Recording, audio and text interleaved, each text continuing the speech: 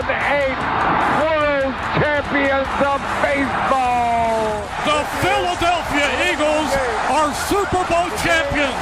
Eagles fans everywhere, this is for you.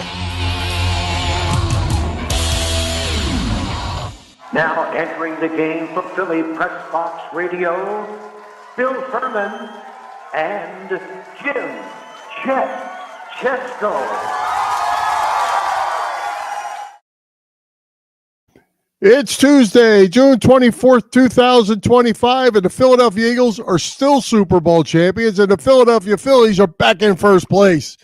Welcome to the Philly Pressbox Radio Roundtable, brought to you by the Irish Rover Station House in Langhorne, PA, Cavs, Philly, Tailgates, and the STT Sports Network.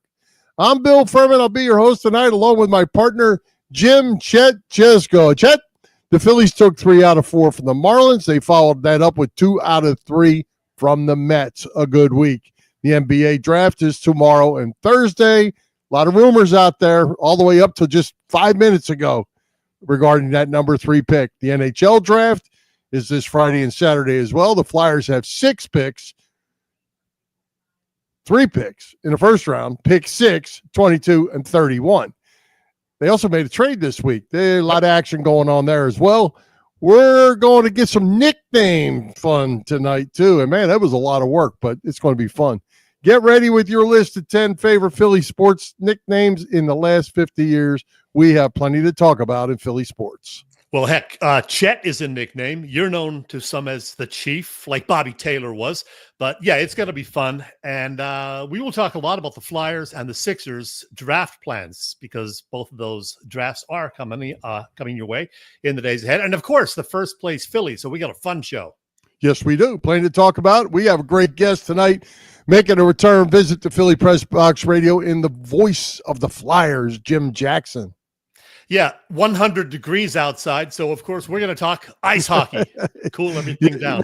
Well, you know, we had JJ on our 500 show, which is just about almost a year ago, when the big news broke that day about Mitchkov becoming a Flyer. And here we are getting ready for the draft, another trade. And there he is. JJ, welcome back to Philly Pressbox Radio. Good to be here, guys. How are you guys? Hey, Good. JJ. First thing, once again, as Bill said, thank you for being a big part of our trio of special Flyers-related guests just about 1 year ago. Look at that crew right there. There we are. I mean, anytime you get to hang with the likes of Lou Nolan and Joe Watson and you, it's a good time, all right? It is. 2 legends and a schmuck. Well, Jim, let's talk a little bit about the Flyers 24-25 season first. I mean, other than the arrival and performance of a certain Russian rookie, it was generally a disappointing season. Why wasn't the club able to make any big progress in year 2 of the Briere-Jonesy rebuild? Well, I mean, I'm one to yell at people when they oversimplify the game sometimes, but I'm going to oversimplify it. They didn't get enough stops. I mean, their team save percentage was .872. That is near record low. You can't win with that. And in fact, I think that the bottom 8 teams in save percentage all missed the playoffs. You have to get some saves. Sam Harrison had moments where he was a solid goalie, still a little inconsistent, and he, had injury issues.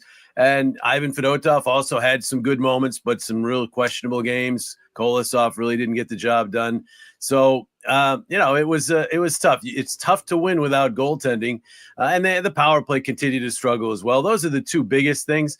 The good news is there was still a lot of development from some of the core people. Michkov obviously was as advertised. Tyson Forster took another step. Bobby Brink absolutely improved. He took another step. Jamie Drysdale had a really good second half to the season. So there were really good signs underneath the record. Last year was really not about the record that much. Danny Briere had pretty much come out right at the beginning of the season and said, we could take a step back this year. And they did. So record-wise, but not in terms of the key young foundational pieces taking a step forward. I mean, there were guys like Owen Tippett who didn't have quite the year that they were hoping in terms of production. They're going to hope for a bounce back from him, or at least more of a progression upward instead of kind of plateauing. But a lot of the young guys played well. And also the veterans, Sanheim, Konechny, and Couturier all had pretty solid seasons, and Couturier showed he can still be a very solid player. Konechny showed he could be an all-star, and Sanheim was at times very much a number one defenseman, not for the whole season perhaps, but for bits and pieces of it. They were both Konechny and Sanheim recognized as they went to the Four Nations tournament and played for Canada, went again for the Worlds and played very well over there. I wouldn't be shocked if those guys get Olympic invites either. So these are good players, and you can build around these players. They're still in their 20s. They're getting to the late 20s, but they're still in the 20s. Couturier obviously is a veteran, but he's got a long-term contract. He's the captain. He's not going anywhere. So you build around these veterans. They said goodbye to some veterans.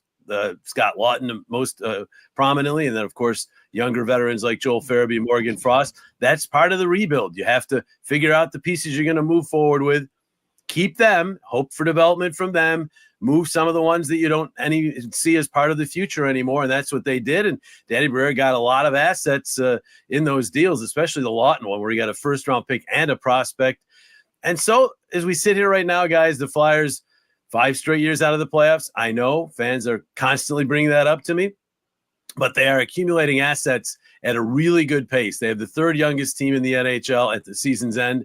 They have a lot of good young players on the team like Forster and Michkov, and I can go on with some of the guys we've already mentioned, Brink and Drysdale and all these guys. They also have a lot of good young players on the way that they've already drafted, like Oliver Bonk and Alex Bump and Denver Barkey. And obviously Jet Lachenko. So there's obviously talent on the way. And then 6, even after the trade, now I must throw in Trevor Zegras is one of the young players that they're expecting things from. He's only 24. And then you throw in 6 picks in the first 2 rounds on Friday and Saturday in the draft. That's a lot of assets. That's a lot of young talent. Things are going to get better. They do have to make sure they have the goaltending position shored up, whether they feel the same guys can do it and just get better, or whether they have to go out and get a goalie.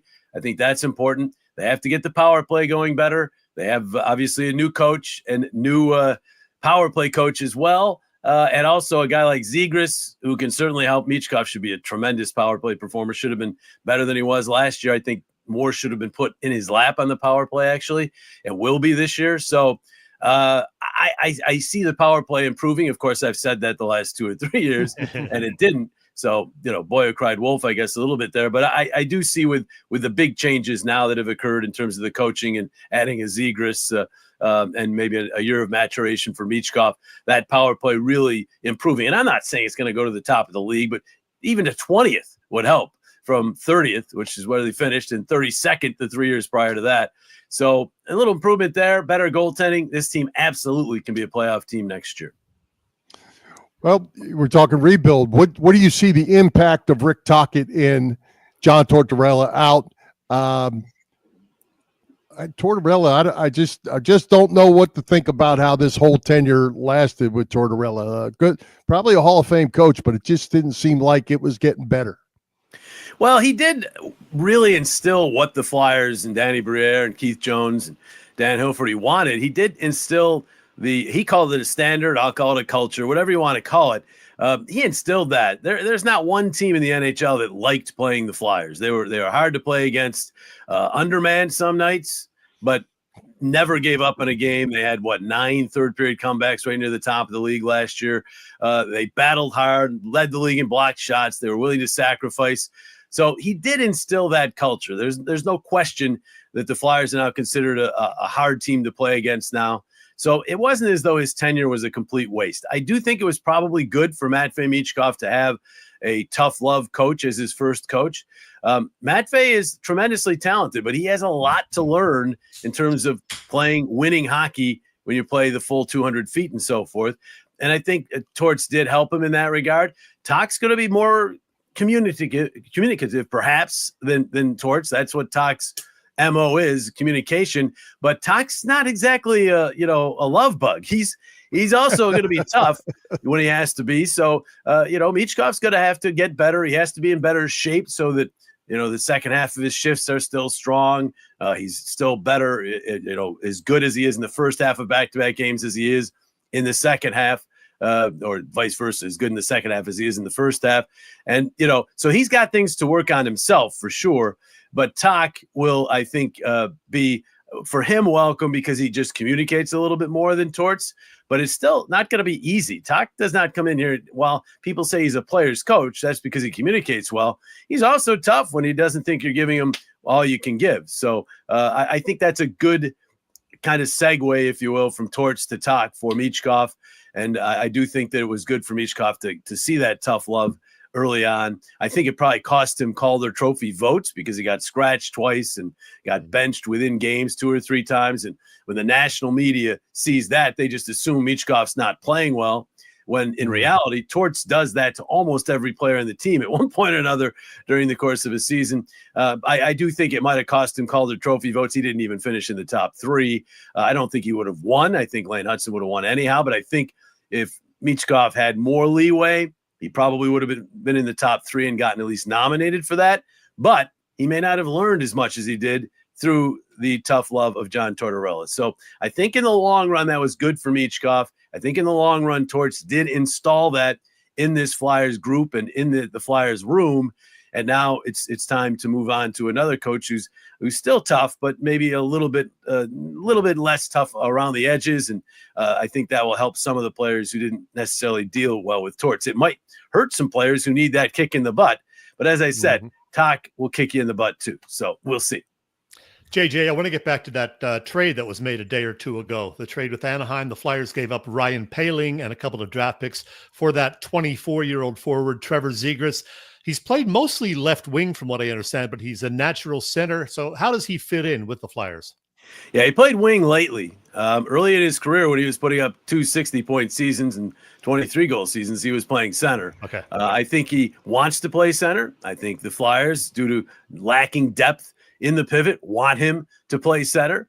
That doesn't mean he'll end up there. He's going to, I think, get an opportunity, though, through training camp and through exhibition games, perhaps, and maybe even the early season to play center. I see the lines you've put up there. I'm not quite sure I agree with them, but it is. I mean, it's going to be very interesting to see how they mix and match everybody. But if Zegras is in the middle, you can see him as the second line center. That Cates Forster Brink line was actually one of the top lines in the NHL in terms of expected goals last year.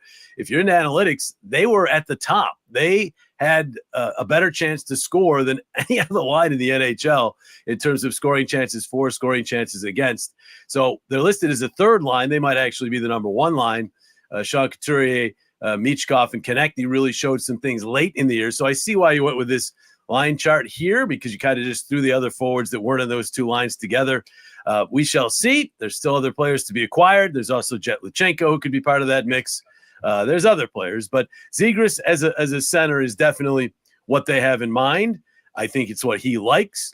But as a center, you have defensive responsibilities that the other forwards, the wingers, don't necessarily have. And Zegras is going to have to show that he can handle those responsibilities to keep that pivot spot. He too went through an experience with a tough love coach in Cronin out in Anaheim. They didn't always see eye to eye. But I think that it was good for his overall game, too. He was much better this past season with Zegras in terms of his overall 200-foot play. So if he takes some of that, but also gets back to being that prolific, skilled offensive player, this could be a home run of a trade.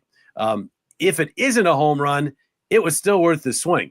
They gave up a solid player, but a complimentary player in the fourth-line center in Ryan Poehling, a second-round pick when they have 3 others in that year. That's this year, so that's not really that much of a loss. And then a 4th-round pick in 2026. 4th-round picks are not that big a deal. So they didn't give up. A lot of people thought they'd have to give up a Brink or, some people threw out their Forster. I don't think that was ever a possibility. A higher-end current player plus a first to get Zegras. Wow. They give up a 4th-line player and a 2nd and a 4th to get him. So to me, absolutely worth the swing. If you remember the Capitals last year, they picked up a whole bunch of players: Jacob Chychrun, Pierre-Luc Dubois, Mangiapane from Colorado, from Calgary, several others that were guys that have had good seasons but weren't coming off great seasons. and, what was wrong, and there's something wrong with them. Most of these guys were also high draft picks, so they came with a real good pedigree, but just hadn't been doing it lately in their careers wherever they were. And you saw how it came together. They won the division. They were tremendous. Pierre-Luc Dubois had a great season. Chikrit had a great season. Most of those guys that they took a swing on had great seasons, and they did it with Dylan Strome the year before that, 2 years before that. So they have been able to retool around Alexander Ovechkin without rebuilding to the point of winning their division this year by doing that. So I think the Flyers will have to do that as part of their rebuild, and this Zegras trade is absolutely an example of that. They take a swing at a player who's shown glimpses, comes from a high pedigree. He's a high pick, 9th overall pick. Hadn't been playing as well lately. Injuries part of that as well. But why not give a guy like that a chance? I mean, you don't have to give up anybody from your top 6 or even top 9 or a first-round pick, and you get a player like that.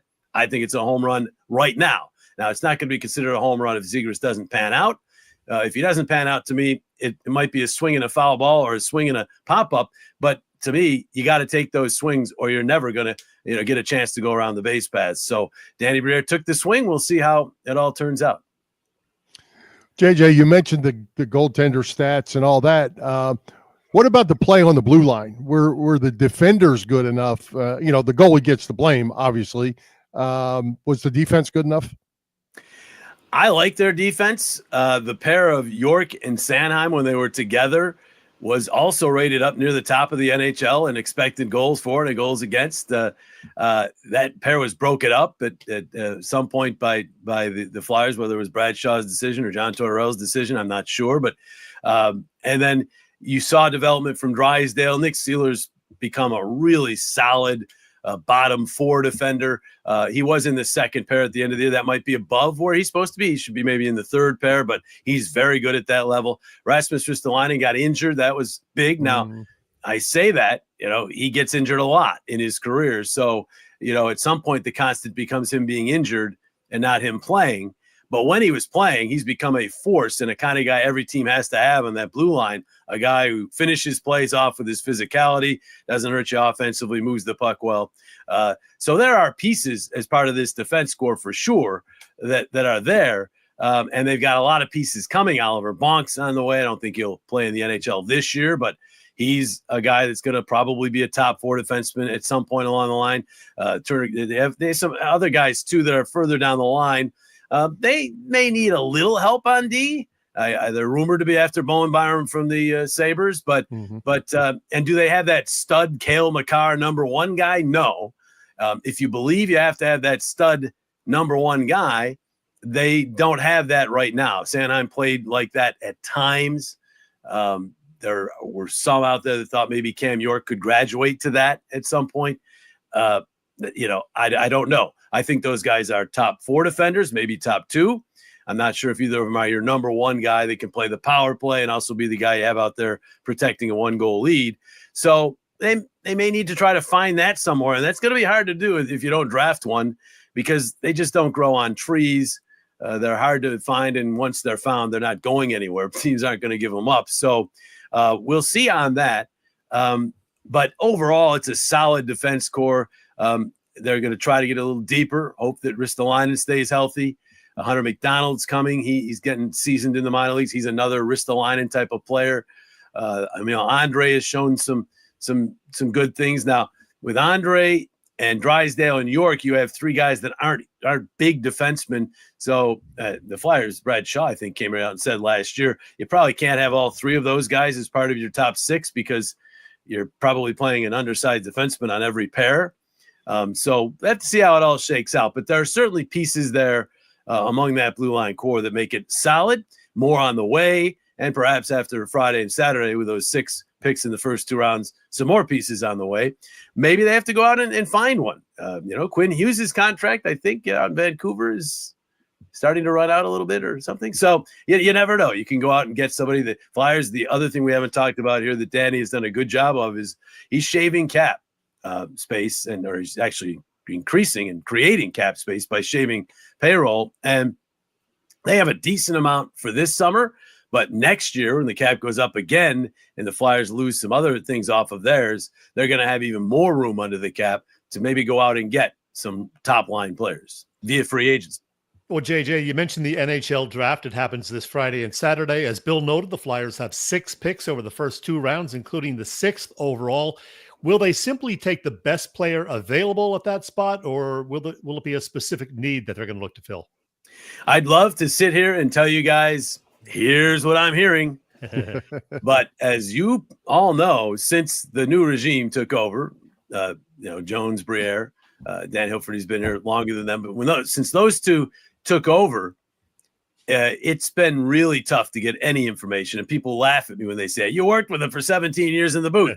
I get nothing from Keith Jones. So I have no idea what they're going to do. Nobody saw the Zegras trade coming. No one saw the Gauthier trade coming.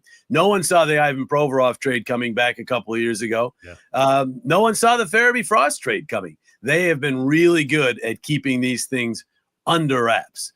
Scott Lawton was one that kind of snuck out there, but many of them have been under wraps until they've happened. So as far as what they're going to do with this pick, I do get the feeling that both Danny and Jonesy are pretty happy with the top 6 in this draft. So if they just sit tight, they're going to get one of those 6, because I do the math. They're picking 6. They're going to get one of those 6. If somebody maybe leaps and goes out of the box a little bit in the first 5 picks, they might have their choice of 2 of those top 6 on their board. I do think they want to add to their center pool. I know even with the Zegras acquisition, they still feel the center depth is not great in the organization. And there are some great centers. There's a lot of them at the top of this draft, and not enough of them to reach the 22nd pick when they get their second first-round pick. So I would think they go center, but if Porter Martone is there and the other 4 top centers are gone by 6, Martone is considered the top winger by a long shot in this draft and probably gets higher grades than some of the centers. So do they pick Martone if he's clearly the best prospect, even if he's a right wing, which is not a position they need at all? I don't know. That's a tough call. Now, what happens? There's been talk lately of San Jose going for Anton Frondel instead of Michael Misa. Misa, to me, is a potential number 1 stud. Now, I have seen Michael Misa play 0 times in person, and I've seen clips of him, and I've seen a couple of parts of his games when he went on NHL Network, or you find him on the internet. Like all those draftniks out there who have the entire round mocked, right? They have their mock drafts and everything. I'm going to tell you right up, most of them have seen just about as much as I've seen. So I'm not going to sit here and tell you, yeah, they got to get. But I do. I mean, Misa, you look at what he did this past year. I mean, his numbers are up there with some of the best of all time. And from his younger days, he had the exceptional status in the OHL. So to me, I think this is a guy who could be not just a top 6 center, a number 1 center, which is one of their needs. So let's say San Jose surprises everybody. Elliot Friedman and some others have been tweeting the last couple of days that Frondel is suddenly possibly at number 2. And Chicago has already put it out there that they are willing to move 3, the number 3 pick. So does Danny at that point, with all this draft capital he has and maybe some young players that he's willing to move, does he step in there and move from 6 to 3 to get Michael Misa if he gets to 3? I don't know. I don't know if they're in love with Misa as I am. With Jet Luchenko as a good example last year, they have their scouts. They go with what their scouts say. Jet Luchenko is not expected to be picked as high as he was by the Flyers last year. After seeing Jet Luchenko in development camp and through camp last year and what I saw him this year in the juniors and AHL, they had a home run with Jet Luchenko. He's going to be an outstanding player.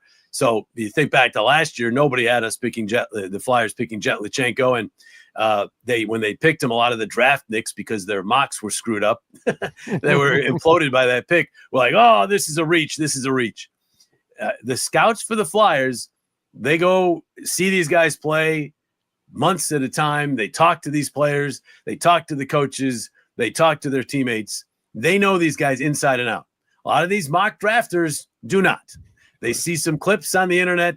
They might see the odd game, and they make their justification on that. And, hey, it's fun. I get why they do it. I get why they put it out on YouTube. And and Instagram and all the social media. It's great. It gets clicks. It's fun. I watch the mock drafts myself, but I'm telling you, those mock drafts are from people for the most part who have not watched a tenth as much of these prospects as the Flyers scouts. So I trust the scouts is what I'm trying to say, more than I trust these people who put these mock drafts together. So it could be Jake O'Brien.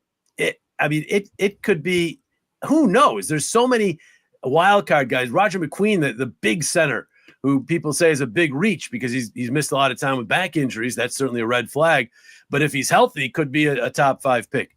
They could go for him. If Danny has shown you anything in his 2+ years, he's willing to take swings. They took a swing with Michkov. At the time, Michkov wasn't expected to come over for 3 years. A lot of teams stayed away from him. I think that worked out pretty well. And they took a swing. They just took a swing yesterday with Zegras. So they're willing to take swings on guys like that. I think they're willing to take a swing on one of these guys who might not be seen in any of these mock drafts in the top 6, but he's in their top 6. And that's what's more important to them. So to answer your question, after a long-winded diatribe there, I have no idea what they're going to do. And I will never, because they're so tight to the vest. I could text Jonesy as soon as I get done with you guys and say, hey, I said this about the draft. Am I even close? And you go, just tell him we're looking at all options. Yeah. Right. So it's not, I don't have any inside information, so I really don't know where they go. If you're asking me what I would do, if they had a chance to get Michael Misa, I'm willing to trade one of their other firsts and possibly one of a player from the team right now that's not maybe, not Travis Konechny or somebody like that, but somebody on the team now that might not be considered a huge part going forward. And obviously the 6th pick would go. So you'd be trading the 6th, let's say the 31st, which is their last first round pick this year, maybe a player from the current team, and maybe a second round pick as well. That's to move up 3 spots. You're saying you're crazy, but I think the difference between Misa and some of these other players might be that large. Again, I say that not having scouted him. I'm saying that from seeing as much of him as some of these draft nicks have seen of him. So it really means nothing. The Flyers scouts may have gone out and talked to Misa. Maybe they don't feel good about his character. Everything I've heard is he's a tremendous kid. So I doubt that's the case, but they've had more contact with these guys. So I don't really know how they're thinking about it. Back in the day, they kind of let you know, but not with this regime. You're not going to get any information out of them. So I don't know what they're thinking. I think you want to tune in, though, Friday. It's going to be intriguing. When you have 3 firsts and 3 seconds and you're in the build phase of a rebuild now, you really better pay attention. Yeah, Flyers draft party. We're all going to be down there. Down at AC. Yeah, and we're going to have fun with the fans. I can't wait to see the response as we all sit there and find out together. And we're going to have Jonesy and Danny, if possible, and Talk all come out and talk to the fans. So it should be a lot of fun.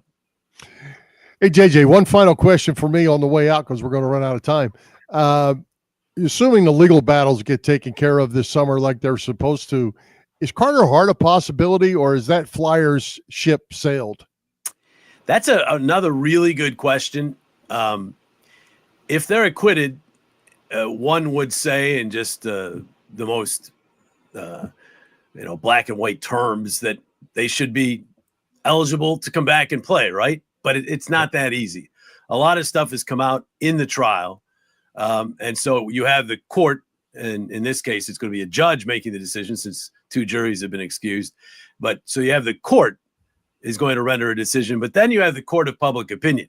Mm-hmm. And, a lot has come out about that case. So it's really going to be up to the Flyers to determine whether what's come out has tarnished these guys, not just Carter, but all the rest of them, their image to the point where you don't want to have them on your team.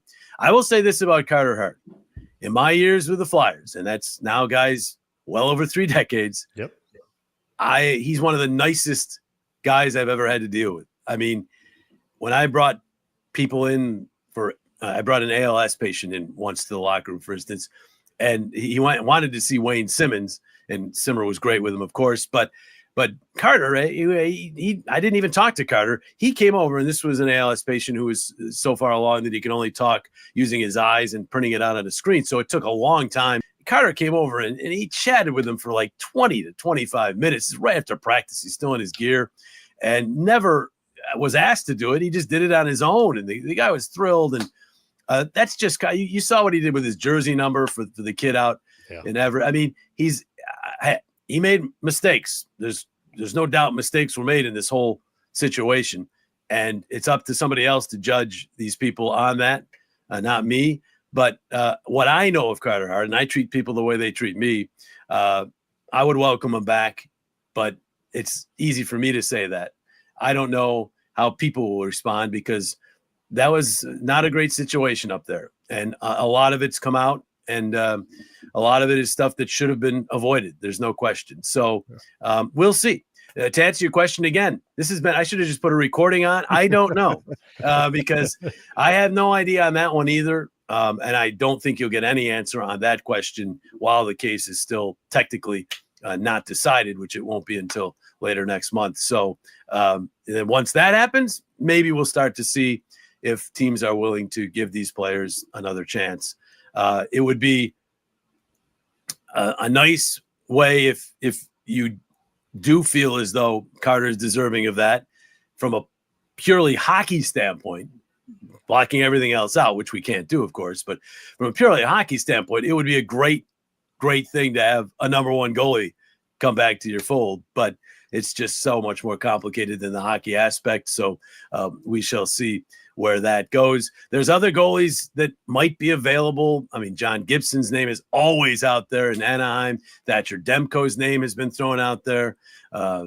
Jake Allen's name, some others. There are not many free agents out there, but there are guys who you might be able to acquire via trade.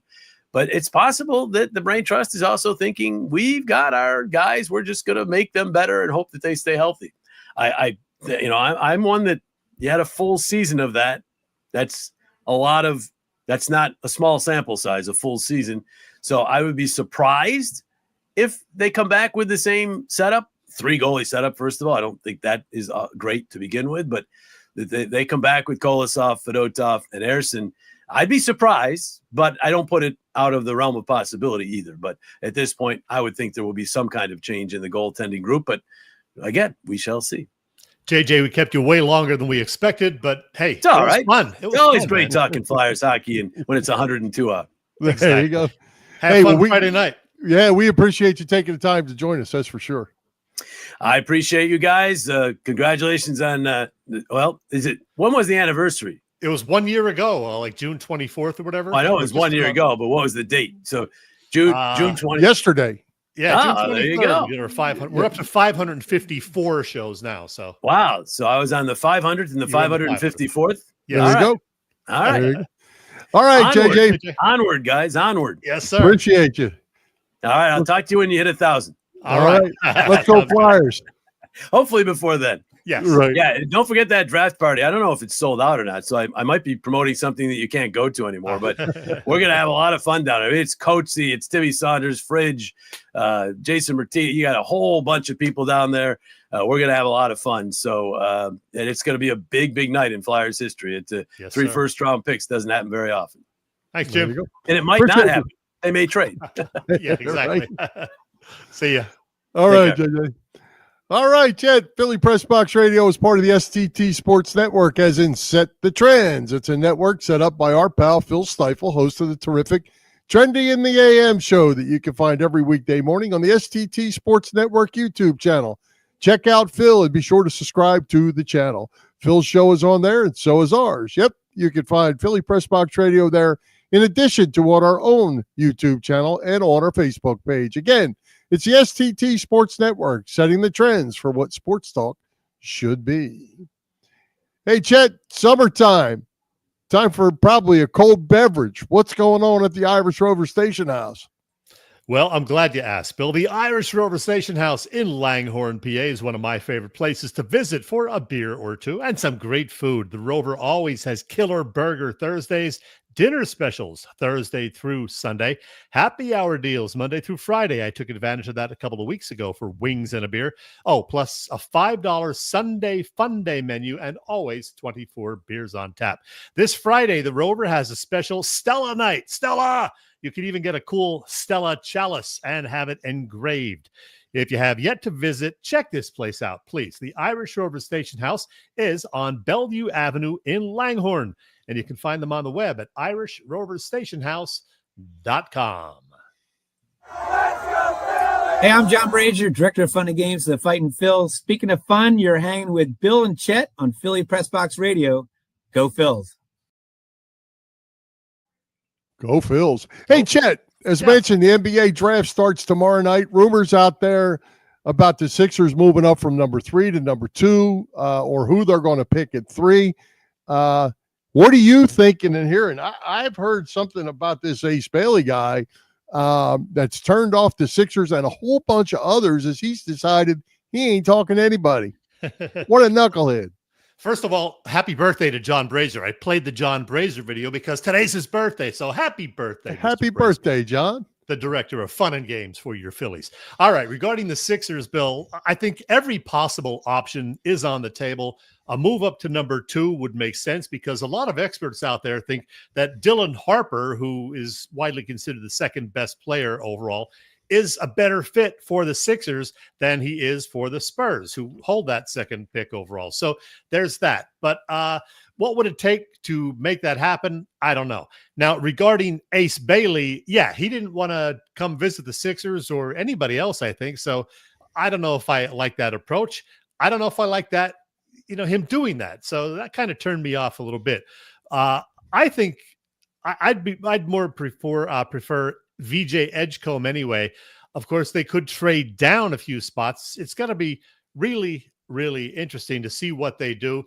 I don't follow the college game close enough to know who's the best fit, but from what I'm hearing and reading, I do think VJ Edgecombe is a very good possibility if they stay at number 3. We may say Ace Bailey dropped to 6 or 7, by the way, from what I'm seeing. Yeah, I've been seeing a lot about Edgecombe as well, and I'm thinking he might be the guy if they sit tight. Yeah. Hey, right before the show, there was Adam Schefter reported. I'm going to read this to you because I don't think you saw it. I did a screenshot of it. Boston, Atlanta, and Brooklyn are finalizing a three-team trade that sends Porzingis and a second-round pick to the Hawks, Terrence Mann and Atlanta's number 22 pick to the Nets, and George Niang and a second-round pick to the Celtics. Interesting. Yeah, the Celtics are making some moves. They're also parting ways with Drew Holiday, the former Sixer. Yep. So a lot of people think the NBA East could be wide open next year with Tatum getting hurt, Tyrese Halliburton now getting hurt in the final game, unfortunately, the Pacers losing to OKC, and Damian Lillard from the Bucks also hurt and probably going to miss, most of next year, all with debilitating injuries. So, I'm not saying the Sixers have a chance. Believe me, we still know that it would take a miracle for Embiid and Paul George to both be relatively healthy for an entire season, and for Daryl Morey and company to get it right Wednesday night come draft time. I just don't have the faith in this organization, Bill. They have to get it right. They have to, right? Yeah, they have to. I mean, it's pretty much do or die for this group because I mean, Embiid is 31 now. He ain't getting younger. He ain't getting healthier. And Paul George, I don't think really wants to play anymore. I feel bad for Tyrese Maxey, who's got to, be in this situation. But Bill, let me tell you this.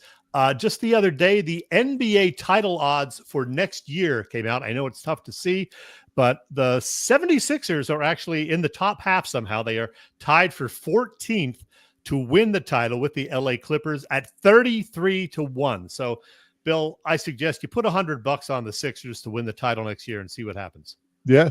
Well, sure. Or if you had $10 billion and $1, you could buy the Lakers. Yeah, how about that? $10 billion.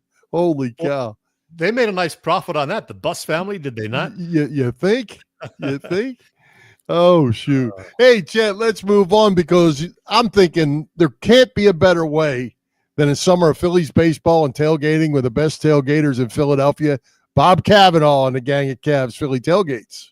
Yeah, Cavs Philly Tailgates has been cooking up a terrific catering business for some 35 years. You know them for their tailgate parties. Cavs is a 3-time winner of Philly Tailgates Jack Daniels Great American Tailgate Party Contest and a past winner of the Philly Daily News Tailgate Award. Cavs also does corporate events, parties, you name it. And Cavs hosts tailgates before all Eagles games outside the link. And there will be various tailgates outside Citizens Bank Park in the coming months as well. There is one before a Phillies Angels game, one before a Phillies Red Sox game, both of those in July, and ahead of an Orioles Phillies game on August 6th at the ballpark. Of course, Cav will also host a tailgate outside the link on September 4th before the Eagles and Cowboys open the season. Get details on all upcoming events at Cavs website, phillytailgates.com. And if you have questions, you can email them at cavscatering@verizon.net. Cavs Philly Tailgates is the way to go. By the way, Bill, that regular season opener I mentioned, Thursday, September 4th, is exactly 10 weeks and 2 days away. Tuesday. That is 72 days, and that means I'm going to show a picture of this guy, Trey Thomas, that great offensive tackle, spent 11 years with the Birds, 1998 through 2008. He made the Pro Bowl 3 times. He was a real good one. Again, 72 days till the Eagles beat the Cowboys to open the 2025 season. There you go. Sounds good. Let's do it. Hey, Chet, speaking of doing it, the Phillies keep getting quality starting pitching. They won 5 of 7 against the Marlins and the Mets. They open up tonight at the Astros. Then they play the Braves this week. Bats are heating up a little bit. Marsh, Schwarber, JT's raising his average. Stott's looking a little better. Otto Kemp seems to have found a spot. It looks like they're setting him up for a Harper return, that Kemp's going to be a left fielder. I think that's looking more and more like that every day. Looks like they're going to keep him in the lineup.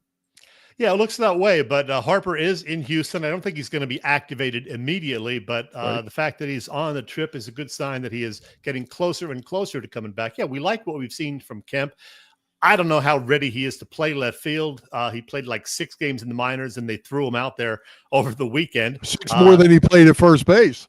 Yeah, how about that? Threw him out there too. Yeah, he's played 3 positions in his 3 weeks with the Phillies already. Right. Doing a good job. It looks like he can hit. Hasn't hit for power just yet, but he's a keeper. They got rid of Weston Wilson, I guess. So it's going to be interesting to see what happens with the Phillies going forward with Harper coming back. Nola, we know now, won't be back for a while, probably till after the All-Star break. He's on the 60-day IL. Before we talk more Phillies, though, Bill, I want to mention that as we've plugged, we're going to be talking great Philly sports nicknames a little bit later in this half hour. So, folks, if you're watching us live here on Tuesday night, give us your, say, 3 or 4 favorite all-time Philly sports nicknames, because we have each over 50 of them, Bill. So it was tough to break it down to a top 10 or top 20. It was really hard. It was really, really hard. The ones I thought I knew, some of them fell out. Oh, yeah. Yeah, it's tough. A lot of great nicknames. We go back to, the 60s with Wilt the Stilt and the Big Dipper and the Kangaroo Kid, and all through the 70s and 80s. So, lots to choose from. Hey, the Phillies, though. Before we get off the Phillies, we got to talk about that bullpen because it's still a problem. How big a series, though, is this against Houston? A real good team from the AL. The Phillies have done pretty good against American League teams in interleague competition. Mm-hmm. So, just like the Phillies taking 2 of 3 from the Mets, is it important they can, go to Houston and take 2 out of 3 there? Well, I think so, because the Mets are playing the Braves again. Braves beat them again last night. The only secretive thing here, Chet, the Braves keep winning. They're going to get hot. They might not just go away. They were 13 down at one point, and they're starting to win some games. So got to keep one eye out for those Braves. But Phillies just need to win a series. Just keep going out, winning 2 out of 3. Well, we will root for the Braves when they're playing the Mets. That's for sure. Always. Regarding the bullpen, as you mentioned, they've done okay.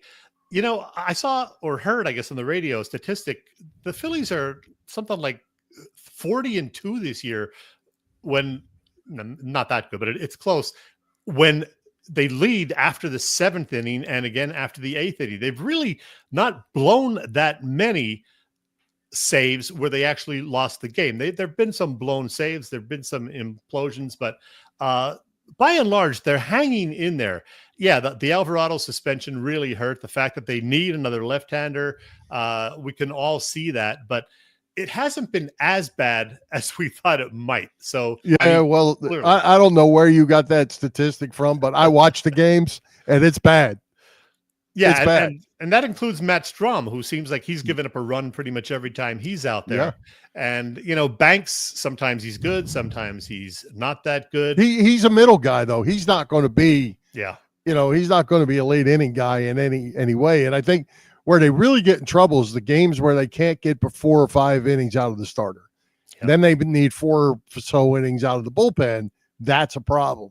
Yes, and it is. Depending whose night it is, they don't have 3 or 4 guys to throw back-to-back nights. They just don't have that talent. Well, the good news is they seem to be getting a great effort from their starters, who most nights will give you at least 5, and on many other occasions 6 or into the 7th inning. So right. We can't complain about the starting rotation at all. Yeah, well, and we could let them pitch the 9th inning, but for some reason we don't feel that we're capable of doing that because. Hey, 9,800 pitchers. Name Rob Thompson out there. That's all I can say. Let's move on from that, Chet, because it's time that we've all been waiting for. We're going to announce our best Philly sports nicknames in the last 50 or so years or our lifetime. It don't matter. We make the rules. I stretched it out just a little bit. So many. Chet, I tell you what, I sat down, and I've been thinking about this all week. I finally sat down and put it on paper, and I was at 56. And I was actually telling my son about it, one of my boys about it, and he quick threw out 2 that I never even gave a thought about. So now I'm up to like 58 because they need to be on the list too. Well, I'm in the same boat. I didn't count them precisely, but I know it is over 50, my total. So you want to go first, or should I with our honorable mentions? Well, I'm going to tell you I'll start out first with some of the guys that didn't make my list. And what I tried to do just to keep order in my head is I did it by team. It turned out that that's how it worked out. Yeah. So the bodyguard, Jason Peters, didn't make it. Shady McCoy didn't make it. Jaws didn't make it. The Green Goblin, a great nickname, Jalen Mills, didn't make it. Yeah. The Slaymaker didn't make it. And Fred X didn't make it. He's in my list. Well, he didn't make my final 20 that I ended up with. He made my final 10. I love the name Fred X. I don't know Fred why, because he thought he delivered those That's great right. hands. That's right. Oh, there's so many great ones, Wally Jones didn't make it. Ah, yes. World Be Free didn't make it. Nah, I didn't put that one. Chet the Jet. Nope. How did Billy I leave Cunningham? Chet the Jet? How did I leave Chet the Jet off my list? Right? Shame on me. Billy Cunningham, the Kangaroo Kid. Dr. J didn't make it. The Boston Strangler didn't make it. Dr. J didn't make it. What are you, crazy? Well, everybody has Dr. J. I mean, that's too easy. Boston Strangler didn't make it. The Process didn't make it. Jelly Bean didn't make it. I forgot that one. Yep. The Hound, the Big Bird, and Moose didn't make it. The Big E. Reggie the Rifle. The Rat, Ken Linsman didn't make it. I'm going to mention him. Then we got Tugger, Dutch, Super Steve / Lefty, Bull, Doc Holliday, Chooch, Pat the Bat, Bedrock, Steve Bedrosian, Ryan Mad Dog Matson, Sarge, Charlie Hustle, Skate Smith, Jimmy Rollins, Smokin' Joe Frazier, and the Showman, Bryce Harper, did not make the cut. The Showman, yeah, that's not really a good one. All right. I'm going to repeat some of the ones you gave, but I'm going to tell you, Bill, I gave this Philly Sport Nicknames assignment a lot of thought because there are just so many to choose from. The ones that I will mention, Bill, these are not in my top 10, this first group. Among the 40 or so honorable mention nicknames that are associated with Philly athletes, there are a couple of boxers, as you mentioned, Smokin' Joe Frazier. And how about the Executioner, Bernard Hopkins? Phillies nicknames, the memorable ones for me included Crash, Dick Allen, The Bull, Sarge, Lefty, Charlie Hustle, Wild Thing, Nails, Chooch, J-Roll, the Flying Hawaiian, and the Big Piece. More recently, how about the guys collectively known as Daycare? Among Eagles, well, Concrete Charlie was before your time and my time, so we're not even going to talk about Chuck Bednarik, but how about Gangrene for that great Eagles defense in the early 90s? The Axeman, the Ultimate Weapon, Randall, Weapon X, Brian Dawkins, that would be, Shady, as in McCoy, and currently a pretty good receiver nicknamed the Slim Reaper. That's Devontae Smith. Again, none of those made it to my top 10. And how about these Sixers? Wilt the Stilt, or his other nickname, the Big Dipper. A teammate of his, no, not Wally Wonder, who I forgot, the Kangaroo Kid, Billy C., you mentioned him. And more recently, the Answer, and yes, the Process. There are a slew of Flyers with memorable nicknames. Oh, here's my entire honorable mention list. You can look at that. Among the Flyers, well, there's Big Bird Selesky, there's the Hound, Bob Kelly, who you mentioned, Moose DuPont, the LC Beeline, the Count, Bob Daly, Kenny the Rat Linsman, and of course the coach from those mid-70s title teams, Freddie the Fog Shero. So many, Bill, so many, and we're not even at our top 10s as yet. Yeah, and I tell you, I forgot Randall Cunningham. I forgot Weapon X. That's a good one. Yeah. I thought about the other ones, Bill Flett and Count Daly, and they ended up not even making my total list. I meant to write down Cowboy Bill Flett, and I forgot. So. Yeah. All right, so here's my honorable mention group, and you mentioned many of them. I think I'm at 21. All right, so I had a special honorable mention list, and you mentioned them. Concrete Charlie would probably have been my number one. Yeah, that's a good actually. One. Because he actually worked laying concrete when he wasn't playing football. Right. The Big Dipper, Wilt the Stilt, whatever. He's in my special honorable mention group. And I had to reach out to Penn State one time because my good friend, Goon, I had to put him in my special honorable mention group, Keith Conlon. All right, so my honorable mentions are the Axeman, Jeremiah Trotter, Nails, Lenny Dykstra. How about this one, Chet? You might have forgot this one. 1980 World Series, Kevin Hot Sauce Saucier. Good one. I did forget him. There you go. Mitch the Wild Thing Williams, Brad Lights Out Lidge, Flocky Hockey, Ron Flockhart of the Flyers. Wow. How about Larry Is He Good Enough? Another good one. Another great one. Minister of Defense Reggie White and Willie the Philly, Willie Montañez. They make up my honorable mention. I still got 10 more.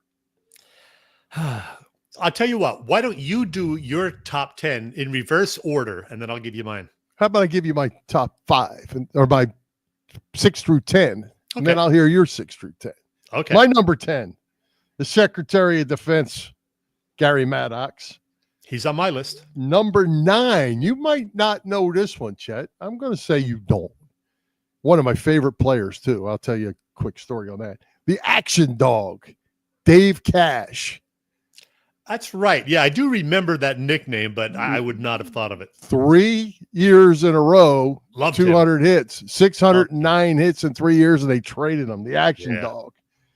Number 8, the round mound rebound, Charles Barkley. Number 7, you mentioned him. I put him in here anyway. Freddie the Fog, Shero makes my number 7 spot. Number 6, and I really debated on this. I wanted to put him higher. I went with the big piece, Ryan Howard at 6. That's not bad. The exciting whites, the Eagles white cornerbacks right now. That's right. The current one. All right, so that's your 10 through 6. I'm going to give you my 10 through 6 right now. And actually, I have these two guys in a tie for 10th because they're so similar in terms of nicknames. The Minister of Defense, Reggie White, and the Secretary of Defense, Gary Maddox. So I have those guys tied for 10th. Number 9, you mentioned him as well in your 6 through 10 area. Number 9, the round mound of rebound, also known as Sir Charles, Number 8, the Hammer, Dave Schultz. It's just such an iconic name, and one of the focal points of the Broad Street Bullies. Number 7, I told you I love this nickname, Fred X, just because Freddie Mitchell was such an egomaniac and loved the hands, and he thought he delivered all the time. So Fred X. Number 6, I have Andrew Toney on my list, the Boston Strangler at number 6. Yeah, that was good. It's funny. It's funny you mentioned Reggie White. In that, along with Maddox, Reggie White was my first out. He was my 11, and Maddox was a 10. One of them had to go, and I wasn't sure which one it was going to be. Or you just cheat like me and make them a tie for 10th. Yeah, right. All right, my number 5 is, you want to go? I'll go 5-2. Okay. I'll hold my number 1. All right. Number 5 is Chocolate Thunder, Darryl Dawkins. Number 4, as you mentioned, the Hammer, Dave Schultz. Number 3, the Flying Hawaiian at number 3. Number 2, the Answer, Allen Iverson. Go ahead. Okay, for me, 5 through 2. Number 5, the collective group of forwards known as the Legion of Doom. Those great Flyers. Well, I didn't know we were doing groups. Well, as you said, I actually had to. Yeah, we're supposed to both know the rules, though. I actually had the Legion of Doom written down. There you go. But I didn't have LCB. You mentioned LCB. I didn't have that. Number 4, not Jaws, but Jaws, the Polish Rifle. I love the fact that he was called the Polish Rifle. I forgot about that. Yes, I'm good Polish. Good Number one. 3, Dr. J, just because such a great player, and we knew him right away as Dr. J. Just thought it was great. Number 2 for me, Chocolate Thunder. So you and I both have him in our top 5. There you go. My number 1, and I'll tell you what, I took 1, 2, and 3, and I've shuffled them about 3 different times. Yeah. This is where they landed. My number 1 is Weapon X. Brian Dawkins ended up as my number 1. I had the Flying Hawaiian there. I had Iverson there. I had all 3 of them there. But when I pushed the print button, it was Weapon X. All right. Well, I'm going to put up my top 10, and you'll see that my number 1, I went with just the Broad Street Bullies. Just damn iconic. That's about as soft as you can be. Hey, I made the rules for my list, and that's where I went. Broad Street Bullies. Dave Schultz, that's too easy. Celeste, that's like Dr. J. That's too easy. Yes. But man, so many great nicknames and so much fun. That was a good assignment there, Mr. And actually, we worked really hard on that. I know I spent several hours this afternoon, but thinking about it all week. Put it down this morning, set them all down, and every time I went to try to cut somebody, I added somebody. And before I knew it, I was over 55. Yeah. Vice versa. So very good. Well, we'll do. So next week, let's talk about next week. We're going to do another assignment. We are next week, Bill. Well, we're going to have a guest. We're going to have, let's see if I can find a picture of this guy. I can. We are going to have we're going to be back on Wednesday nights, by the way, our traditional Wednesday show schedule, 7 p.m. next Wednesday. And we have a first timer joining us for the occasion, Bill. Show number 555, by the way. We will talk lots of baseball with our guest, Kevin Reavy. Kevin is a local baseball guy who's written a few books on the subject, including a brand new one that is coming out in the days or weeks ahead that he wrote with WIP's Jack Fritz. The book is called Ring the Bell. So we're excited to have Kevin joining us. But also, last week, 94 WIP talked pretty much all week about their top 11 current Philly pro athletes. Yeah, they always do 11 rather than 10 just to be different. And it's pretty tough narrowing it down to 11, especially with so many great players on the Eagles these days. By the way, they're one constant. Pretty much everybody voted this way. Saquon Barkley, the current number 1. Joel Embiid, who was number 2 last year, fell all the way to 10 or 11 this time around. Well, next week, Bill, you and I will go one better. We're going to give our top dozen, our top 12 active Philly pro athletes. They have to be active on an active roster of one of the 4 pro teams. We're not an injured list like Bryce Harper is. Well, no, Bryce, he's eligible. He's going to be active. Messing with you. Yes. I'm messing with you.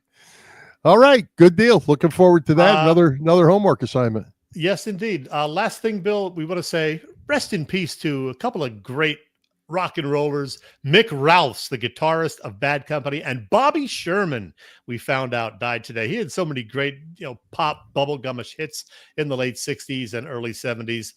Yeah, they were corny, but they were also a lot of fun. And happy birthday to Howie Roseman.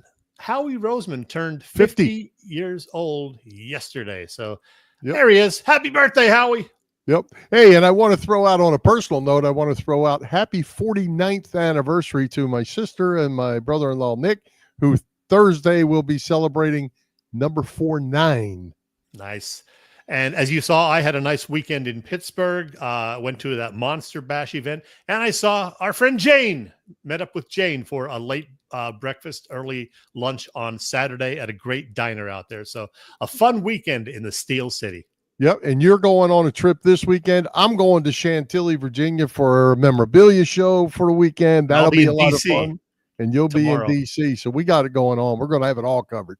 Yes, indeed. But we'll be back here next Wednesday, 7 p.m. Wrap it up, Bill. Let's wrap it up and thank tonight's special guest, Jim Jackson, our sponsors, the Irish Rover Station House, Cavs Philly Tailgate, PPCC 118 Raz Room. For Jim Chet, this is Bill Furman. We hope you enjoyed the show. We'll join Philly Pressbox Radio next Wednesday, July 2nd at 7 p.m. You see us live on Facebook, on our Philly Pressbox Radio YouTube channel, and on the STT Sports Network YouTube channel, as well as listening on Apple Podcasts, iHeartRadio, and all the others. High hopes, Philadelphia sports fans. We're going to leave it at that, Jet, because the Phillies, the Sixers, and the Flyers all need to be big this week. Yes, sir. Happy trails to you till we meet again.